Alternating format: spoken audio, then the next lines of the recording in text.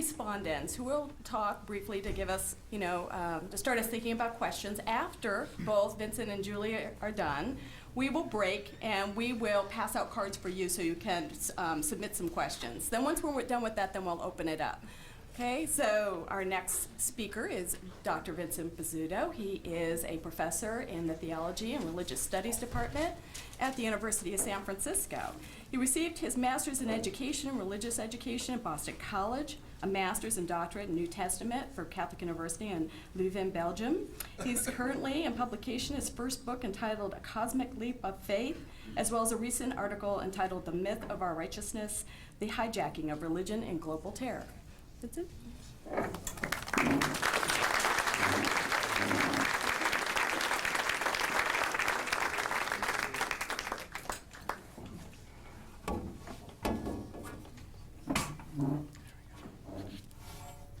I have to first of all apologize after 45 minutes of that beautiful British accent.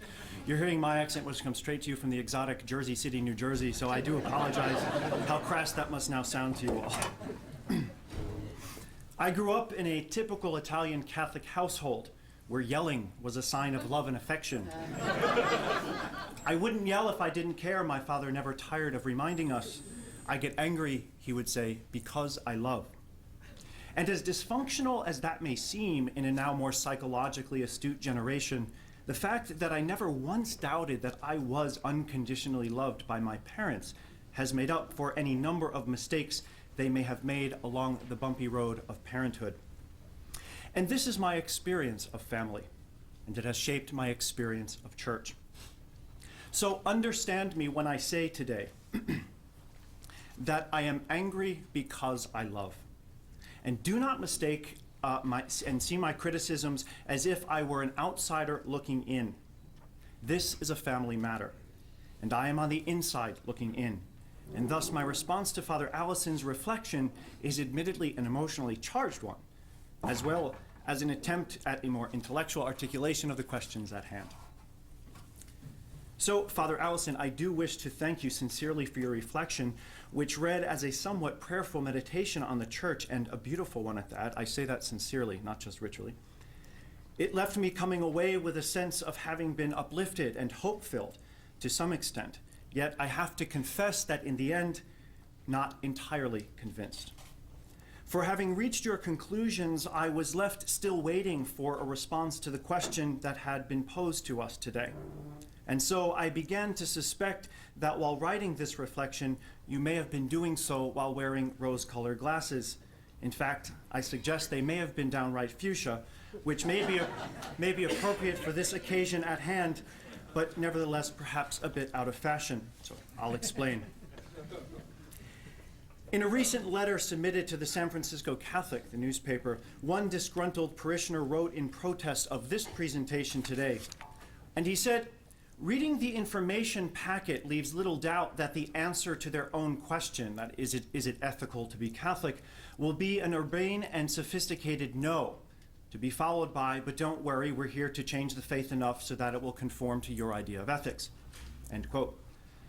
Contrary to what this letter suggests, I think a fair hearing of Father Alison's paper could not but prove him wrong. And certainly, as I will discuss momentarily, I'm not here today to demand that the Church conform to my ethics, but rather to the ethics demanded by the gospel of Jesus Christ. But regrettably, in having read both Alison's paper and this letter of protest, I have found what I believe to be a common denominator between the two, in that neither of them really seems to have given the question at hand a fair chance. Father Alison began his presentation by noting that he found the question itself surprising, and that it had never crossed his mind as to whether it was ethical to be Catholic because, as he said, he had never known anyone to become Catholic for ethical reasons, and fair enough. But what surprises me is that having drawn this conclusion, Alison made no attempt to inquire further into the question itself, to unpack it, or to consider the possibility that his initial reading of the question, which left him confused, may indicate that there was an alternative way of interpreting it. Is the Catholic Church the people, the hierarchy, the institution, the magisterium, the invisible and universal church? Is it always and only to be identified with Rome, the Vatican, the Pope, and so on? Allow me a brief example for clarification. While it is clear that Alison has legitimately found his experience of Catholicism most clearly within the Roman institution, the Church, as Alison has himself alluded, is far bigger than any structure or institution, and Catholicism as such extends far beyond the walls of Rome, as is evidenced by any number of creedal churches professing to be one, holy, Catholic, and apostolic. Among these ecclesial communities, one can observe what might be called an ongoing migration of Catholicism, whereby many Roman Catholics, and we need to be honest about this, bishops, priests, even laity, have found it necessary to live in conscientious dissent of Rome in order to more fully embrace their Catholic faith. For some, this sounds like a strange, if not heretical, phenomenon. Indeed, Catholic, but not Roman. The old Catholic Church, however, of Utrecht would be one well-known example. And Rome itself recognizes the validity, if not the legality, of any number of these churches whose bishops dissented from Rome, often because of insurmountable ethical conflicts that arose within their own consciences. Similar questions of ethics have also driven faithful Catholics beyond the confines of the Roman Church, where they might be more able to faithfully live their Catholic faith elsewhere. And I count myself among them. Time will not permit me to explain the long and complex history of experiences, study, prayer, even discernment that have led me to this decision. But from a so-called queer perspective, here is the underlying ethical dilemma I encountered within the Roman Church. As a relatively healthy gay man, I have been deeply loyal and committed to an institution wherein my attempts to live honestly, openly, and with integrity of faith were met over and again with an institutional condemnation insisting that I was objectively disordered and that my most natural inclinations toward intimate relationships was the manifestation of sin and inherently self-indulgent.